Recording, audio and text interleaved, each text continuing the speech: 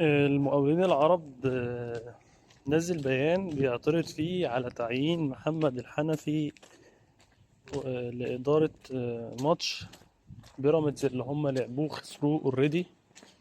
بيقول لك إن محمد الحنفي أصلا سقط في اختبار اللياقة البدنية اللي بيعمله الفيفا للحكام مرتين، وده مخالف للوائح إن هو ما ينفعش يخش الاختبار ده لتالت مرة.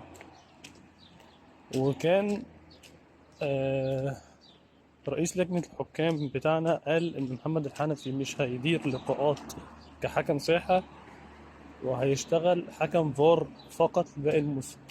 فوجئ المقاولين إن هو تم تعيينه في ماتش بيراميدز، وخسر المقاولين ماتش بيراميدز 3-1. فبيعترض المقاولين وبيطلب إعادة المباراة، وأنا شايف إن ده من حق المقاولين تماما.